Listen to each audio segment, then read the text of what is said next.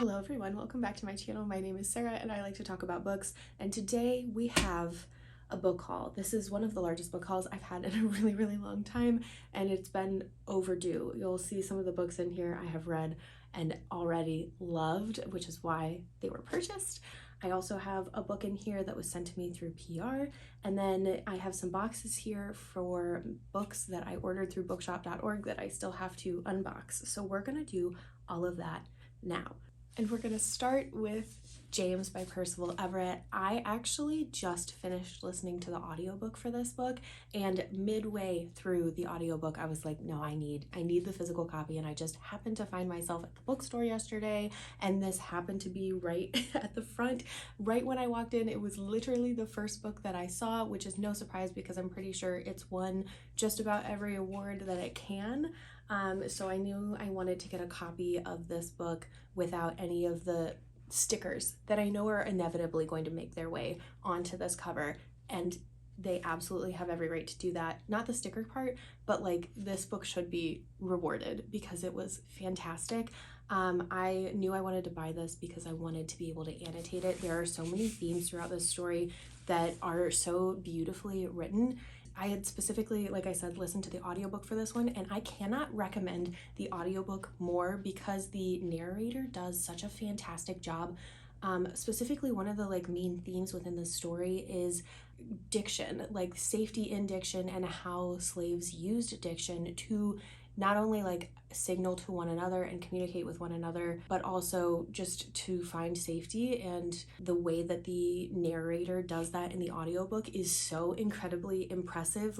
Just from listening to him speak, you can tell right away who he's talking to, where his words are directed, who's around, who's listening, and how James is feeling, how Jim is feeling in the story. So this was incredibly well done as an audiobook, and I think if you have the audiobook available to you, if you're able to either borrow it from the library or buy it or whatever, I highly recommend it. Especially the way that there's some songs that are within the story that he doesn't sing, the narrator doesn't sing, but he does perform musically.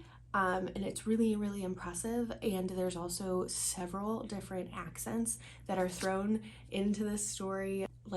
For example, the first thing that comes to mind is at one point in time, James is feverish, and in his fever dream, he's speaking and in conversation with Voltaire. The narrator just seamlessly transitions into this accent, and it's just so impressive. Do the audiobook.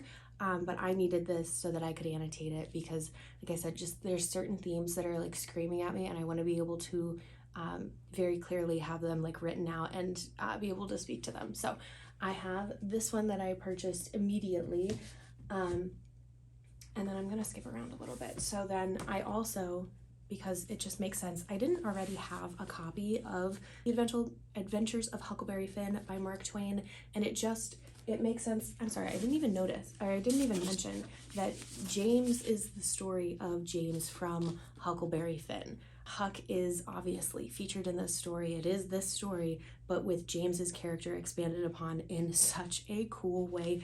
But I wanted the refresher, because it's been a really long time since I've read Huckleberry Finn. I wanted the refresher of what this character's baseline is within this story to further understand Percival Everett's writing of James. I think this story, James, was incredibly impressive, but I want to remind myself of where he started to fully be able to analyze what that story did, because it did a lot, but I need to go back and do a refresher of this to get the full scope of it, and also I just should have a copy of this on my bookshelf. I don't know why I don't.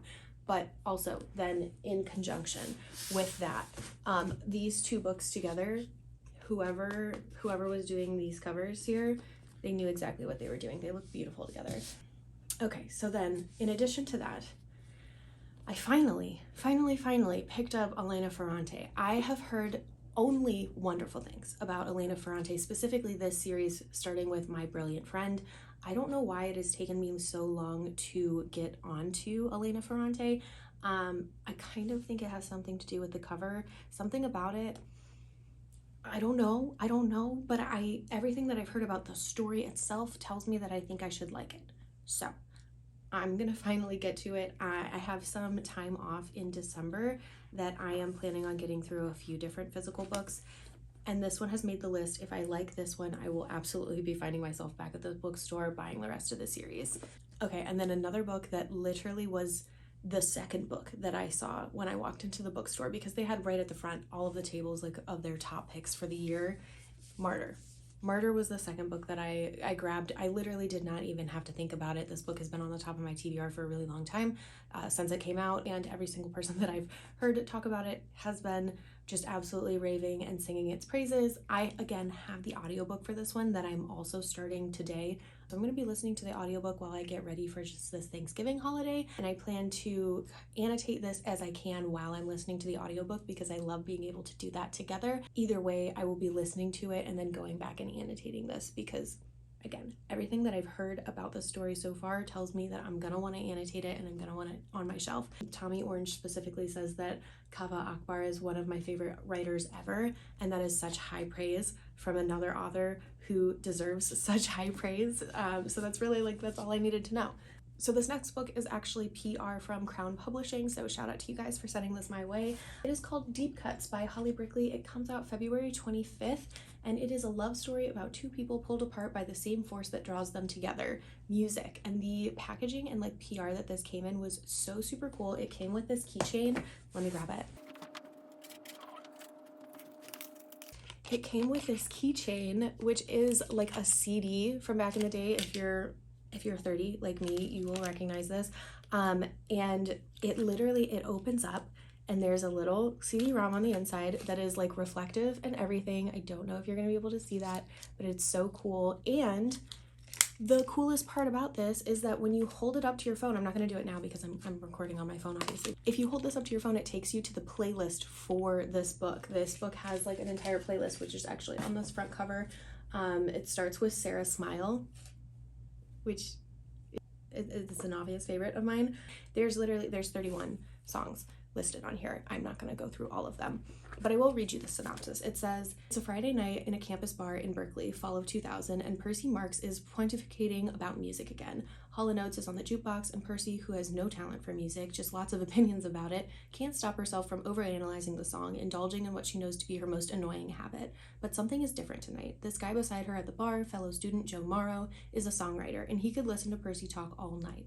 Joe asks Percy for feedback on one of his songs, and the results kick off a partnership that will span years, ignite new passions in both of them, and set Joe on a path to indie rock stardom. But it also bruises Joe's ego and traps Percy in a role she resents. How long can Percy ignore the roars of her heart and of her own unique talent to protect their thrilling collaboration? Moving from Brooklyn bars to San Francisco dance floors, Deep Cuts examines the nature of talent, obsession, belonging, and above all, our need to be heard. I'm probably going to wait a little bit to read this just because it doesn't come out until February 25th.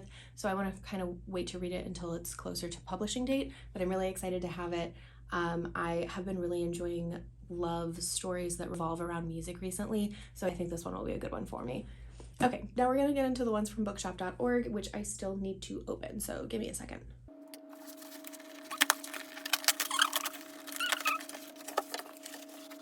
This first book is literally why I put this order in the first place.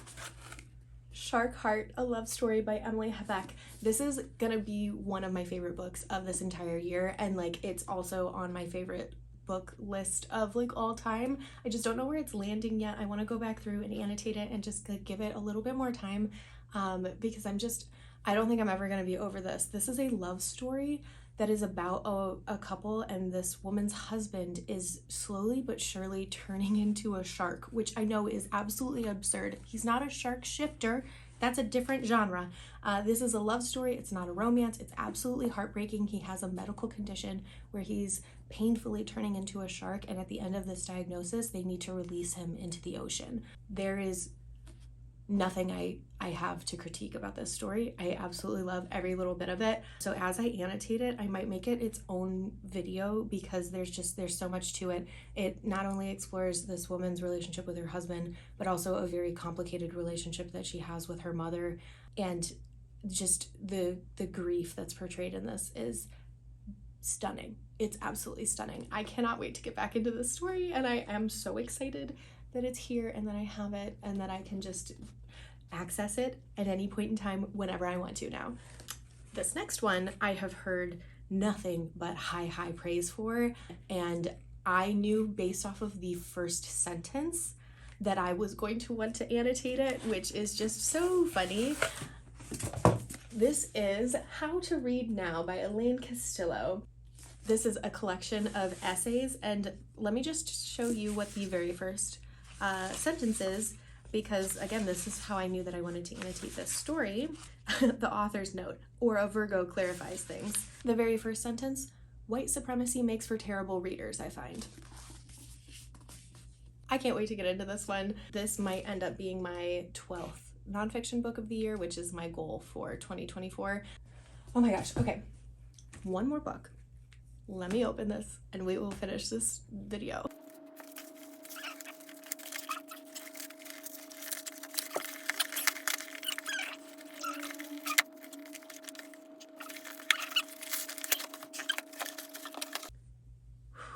Totally not sweaty right now. Ann Patchette. I haven't read Ann Patchette yet, so I'm gonna read Bel Canto. That's what I'm starting with. The back says it's its own universe, a marvel of a book, blissfully romantic, a terrific spellcasting story. It has deckled edges. That is unfortunate. But it is a nice sturdy paperback. I really don't like deckled edges. More of a texture thing for me. I don't mind the look of it. I just, but the paperback cover feels nice enough that maybe that'll make up for the feel of the deckled edge. Anyways, I was just scrolling through what else they had at bookshop.org, and this one was just speaking to me. It seems like there is a very lavish party for a businessman, lots of luxurious guests, and it ends up getting hijacked and the entire party gets taken hostage, and then from there I don't know what happens, so we'll figure it out together. But I am excited to get into this one. It's got a lot of high praise, so we'll see if this is an author that I end up jiving with. All right, so that is everything for this book haul. I'm going to leave it here because now I have to figure out how I'm going to fit all of these books on my TBR cart. That's going to be a project for another day. But anyways, I'm really excited to get into all of these books. If you have read any of these, let me know your thoughts in a comment below. While you're down there, you might as well like this video and subscribe to this channel. And if you are still here watching this with me, thank you so much for being here today. I hope you have a beautiful, beautiful day. Mwah.